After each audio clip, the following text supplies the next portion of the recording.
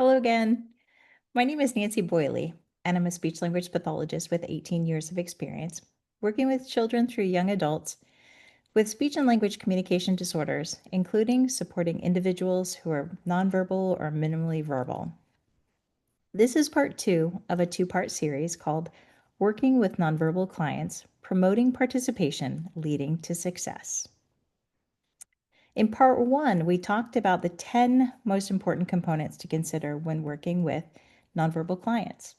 In part 2, I'd like to review some of those components, share some ideas, and then talk about what a therapy session may look like. So let's begin with our review.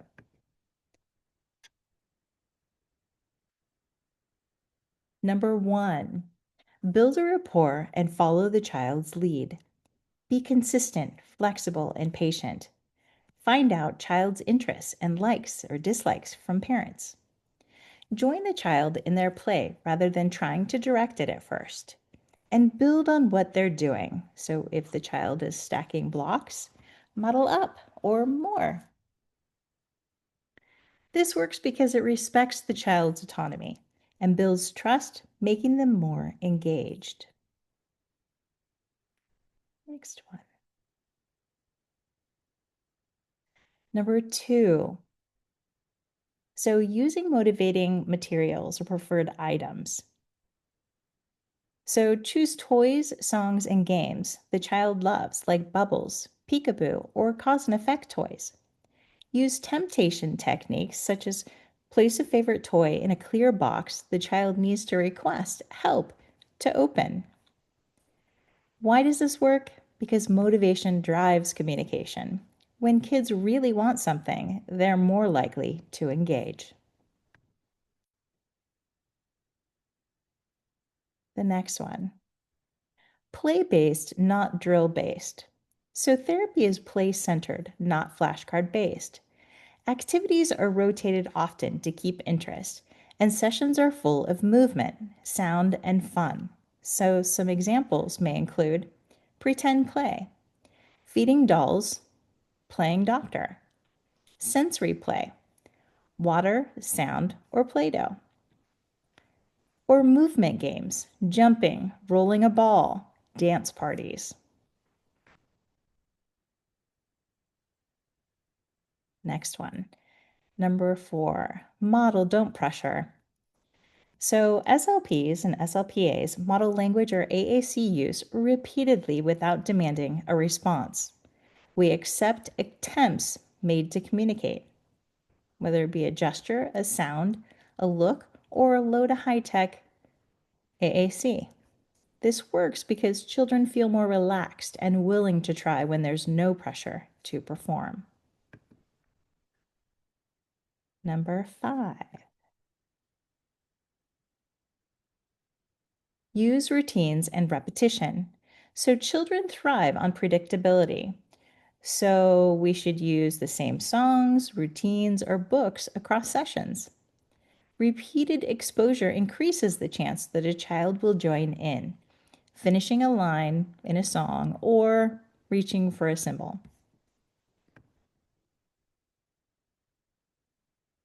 So next one. So use AAC early as appropriate.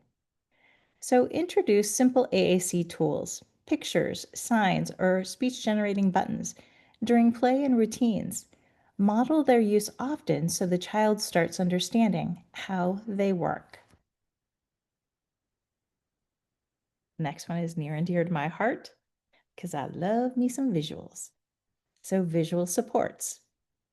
Visual supports may include visual schedules, choice boards, first then charts. They help to structure expectations and increase predictability. They can also enhance communication, reduce anxiety, and strengthen cognitive connections. And I wanted to show you guys some examples. So maybe a visual schedule, the to do and then all done. Or maybe we have a star chart where you'd ask the kiddo, what would you like to earn? Or what are you working towards? And of course, they'd be given a star, not necessarily for compliance, but for the progress that they're making. Maybe a token economy board. These are fake pennies, but as they progress, put a star on the chart, kind of give them that motivation to keep going. Maybe a first then chart. Or if you're doing more than just 2 activities, a first, then, and last chart. And this one is great when I'm working with the younger kiddos. And I'm trying to fiddle with something off to the side, or I'm transitioning from one activity to another. I put this down on the table and the kiddo will put their hands on top of the hands in the visual. And I think it's terribly cute. Also, a choice board may include something like this, something that maybe it's their sensory choices. And this kiddo seeks a lot of sensory throughout his day. This is a choice board that gives him options of hugs or taking a walk or a back scratch. And then we have, maybe a speech therapy schedule. These are kind of the rules that we have during speech therapy. And then the last thing I have here, which is kind of quirky, is a hand. Sometimes I use it for your turn. Oh, it's my turn. So I thought that was kind of cute. All right. The next one is adapt tasks to match abilities. So break tasks down into smaller, more manageable steps. Simplify language and instructions, and use hand-over-hand support or physical guidance if needed. Then fade that support as the skills grow. The next one is coaching parents and caregivers. So SLPAs and SLPs work closely with families to help them embed strategies into everyday routines. They may use video modeling, coaching, or feedback during sessions to empower parents as communication partners. So an example may include teaching a parent to pause while blowing bubbles to give the child a chance to request more. Next one is adapt for sensory, motor, or attention needs. So modify the environment, reduce distractions, and use visual supports, or provide movement breaks. Incorporate the child's sensory preferences, whether it be soft textures, lights, music, to maintain focus and comfort. Okay, before I go into sharing some examples, I'd like to emphasize the importance of playing songs or playing music and implementing the use of smaller toys in therapy. So let's start with music. Okay, music and rhythm are highly motivating and accessible even for children who are not yet using words. For nonverbal children, songs can help with nonverbal communication, social interaction, turn taking, and even language development. For when using songs for nonverbal children, you may want to use visuals. Pair those songs with pictures or objects to reinforce the meaning. Incorporate movement, physical actions like clapping, stomping, or dancing. Encourage participation even if the child isn't vocalizing. Model and wait. Sing the song and wait for the child to attempt vocalizations, gestures, or other types of participation. Simplify lyrics. Keep the lyrics simple and repetitive, which helps children follow along and understand the structure of the song. And last, make it interactive. Encourage the child to use their hands, clap, tap instruments to participate. Songs can help with emotional regulation and can have relaxing effects. It can promote routine, self-help skills, and understanding of tasks. It can build emotional expression and encourages vocalizations, especially with songs with repetitive phrases and sounds, maybe like Old MacDonald had a farm. So, including simple gestures or actions like clapping, stomping, waving. If you're happy and you know it, clap your hands, encourages imitation body awareness, and social interaction. Okay, now let's talk a little bit more about the use of smaller toys during therapy. Smaller toys are typically easier for children to handle and manipulate with their hands, helping them focus on the sensory experience rather than getting distracted by the overwhelming size or complexity of a larger toy. So, by using a small toy, a child can engage in more focused, solitary play. For example, a fidget spinner or stress ball allows the child to engage in repetitive motion that is calming and provides a predictable sensory input, which can promote a sense of safety and control. Larger toys, on the other hand, often require more effort to engage with and may include more components that could divide the child's attention. So, for example, a large toy with buttons and lights and sounds could lead to overstimulation or make it harder for the child to concentrate. So, with small toys like squishy balls, textured toys, or simple handheld objects, they can serve as a self regulation tool. When a child feels overwhelmed, they may instinctively use these toys to soothe themselves or calm their nervous system. The repetitive nature of squeezing, spinning, or touching small toys can be grounding and comforting. Let me give you some examples of these small toys.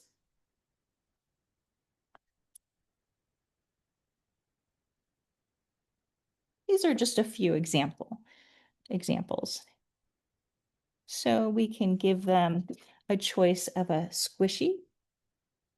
little squishy toy that they can hold in their hands. I'll typically give them a choice and they can choose one,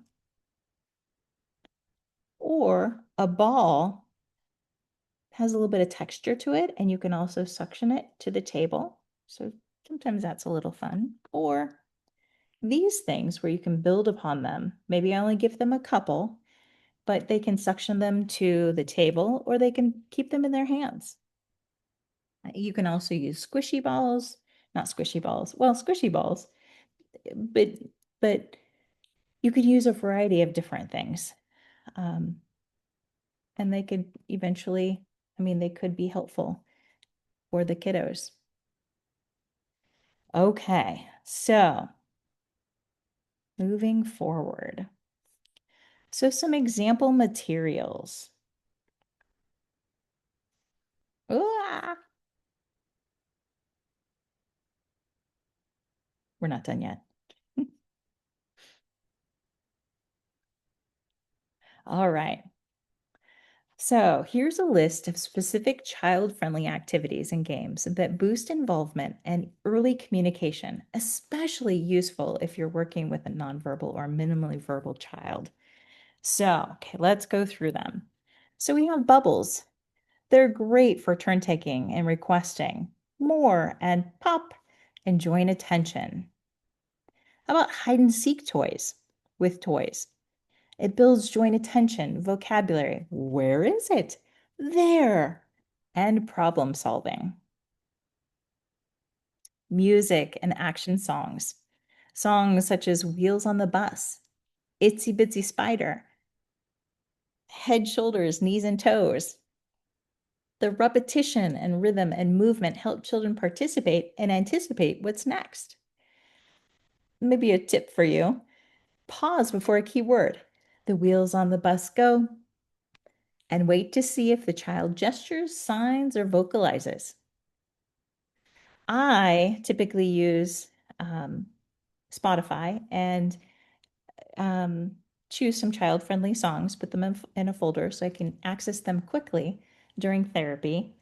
And I pair those songs with visuals, especially when I'm just beginning to use them, so they can have the visuals as well as hear the songs. Some examples of those songs: Open and Shut Them, Wheels on the Bus, Pop the Bubbles. That one's favored. Hello and Goodbye, and the Cleanup Song. The next thing that we have on here is snack time communication. Real life moments are perfect for teaching requests and making choices. Or stacking or building blocks. It encourages requesting, turn taking, and commenting. Cause and effect toys, wind-up toys, pop-up toys, spinning toys. It teaches intentional communication, and children learn their action makes something happen. Another tip, hold back the action and wait for the child to request go, push, or again. Next one, repetitive books. Near and dear to my heart. Love books. Brown Bear, or Dear Zoo, Where's Spot? We know that repetition and predictability encourage participation. And another tip, pause before that repeated line.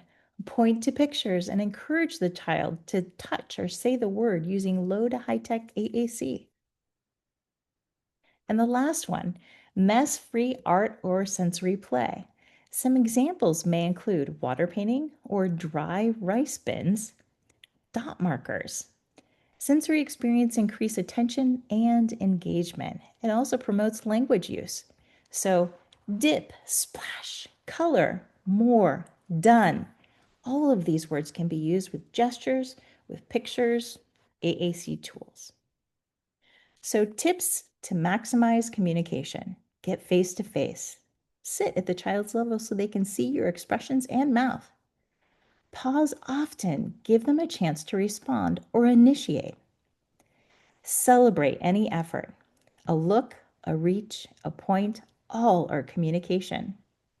Use 1 or 2 word models. More bubbles, all done.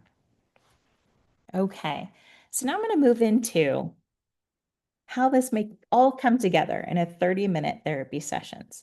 And we're going to use the example of a kiddo named Johnny, who's between 3 and 5 years old, and he's just learning some early communication skills, turn taking, joint attention. Okay, so I'm going to give you an example goal. So Johnny will use his communication strategies wherever he's at, whether it's signs, gestures, pointing, verbalizations, vocalizations, picture cues, speech generating devices, for a minimum of 4 pragmatic functions. So greeting, commenting, protesting, answering a question, filling in an answer, during a 20-minute period with an overall 80% accuracy is evidenced by observation and data collection across 4 out of 5 opportunities. All right, let me get out my schedule, my visual schedule. Sorry, I have to reset it. Okay, and say I have 6 different activities that are going on here. All right, so we're going to start with a greeting. So first is hello.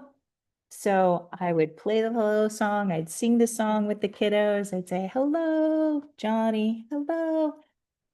I'd also model hi on the core board or device. I'd offer choices.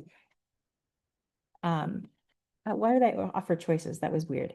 But I'd encourage the child to point or press maybe the one button device if he's not speaking just yet.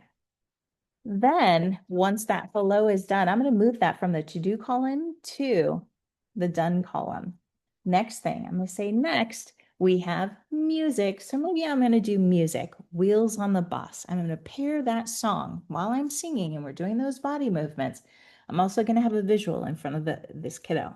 And I'm going to, maybe it be a core board with some of the elements of Wheels on the Bus. So I'm pairing the visuals with the body movements with the singing.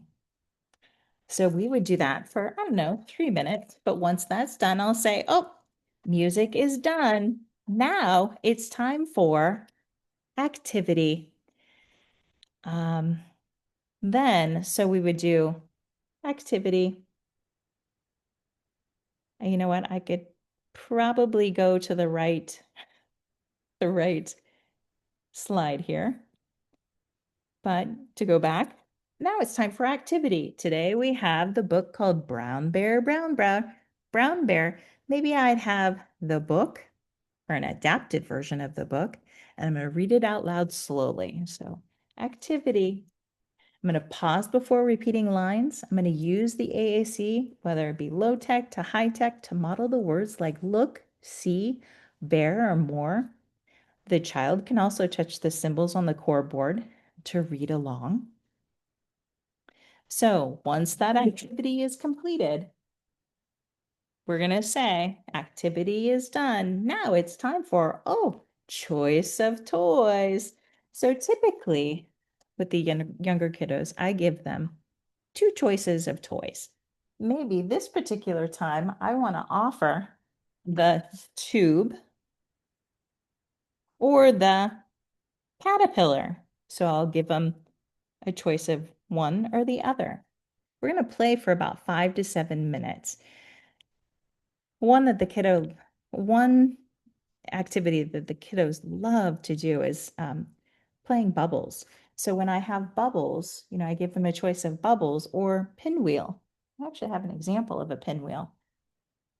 And believe it or not, kiddos play with these things. But bubbles is kind of a high choice item. But let's see here. So I'll give them a choice for those toys. We can use those one button pushers that, identifies what they would like. This one says bubbles. Or I would have a carrier phrase in front of them and they could fill in the spaces with some visuals. I want bubbles. Okay. So from here, I might want to set the timer for this one. Maybe we're going to do that for 5 to 7 minutes. But this one's typically a hard one to transition from, but I'm going to set a timer. Once that timer goes off, that's going to cue me to say, oh, toys are done. Now it's time for cleanup. I would cue the cleanup song, which only takes a couple of minutes, and I'd go to the kiddo and say, now it's time to clean up. Now it's a highly preferred item. So sometimes it can be a little difficult to get it back, but you can bring them back to the visual schedule. But after a while, they get used to the routine and they know that after the timer goes off and the cleanup song comes on, they have to give back that toy. So once cleanup song is done, then we do the goodbye song. And that's where I'm waving, I'm using the core board or anything from low tech to high tech device, but we play that goodbye song and then we say, oh, goodbye song is done. Look at this. We finished all of these things today. So that's how it goes. And one kind of side note, never underestimate the power of a sticker or one tic tac because you can get gobs of work out of kiddos just by saying, what would you like to earn today? A sticker and a tic tac? Great. Let's set our eyes on working for a sticker and a tic tac. It's amazing how much work you'll get out of them. But in conclusion, I think I've given you a lot of information to think about, and it might seem overwhelming at first. And maybe you feel like you need to invest a lot of money in these visuals or materials, but really, that couldn't be further from the truth. I'd like to leave you with a few thoughts. Entering our field means committing to a lifetime of learning. And as SLPs and SLPAs, our practice is grounded in evidence-based principles. So drawing from current research, clinical expertise, and or the values, the unique values of preferences of our clients. These foundations are anything but static. They constantly evolve. What's best practice today may not be true next month. So to stay on top of our game, we must dedicate time to explore, listen, and grow. Fortunately, there's a wealth of free, highly qualified resources available online. So you can listen to podcasts during your morning or afternoon commute, share resources with colleagues, attend free seminars and virtual conferences, and tap into the materials that are generously shared by fellow SLPs on Instagram or Teachers Pay Teachers. Network with like-minded professionals. The tools are out there if you spend the time to look. You don't need a big budget to stay informed and inspired. Just look around you. You also don't need to know everything tomorrow. Our field is way too diverse. So, with that being said, give yourself some grace. Approach this with an open mind. Be flexible, consistent, patient, and willing to learn. Incorporate a little bit over time. You don't have to incorporate it all at once. That concludes part 2. Thank you again for your time. And again, I will leave you with a quirky little comment or comic. Excuse me. Papa Snake, baby snake. Papa Snake says, "Don't worry. Me, not only did I have a lisp, I had a stutter as well. But thanks to a great speech therapist, it's all behind me now." We're doing some great things out there, folks. So that concludes part 2.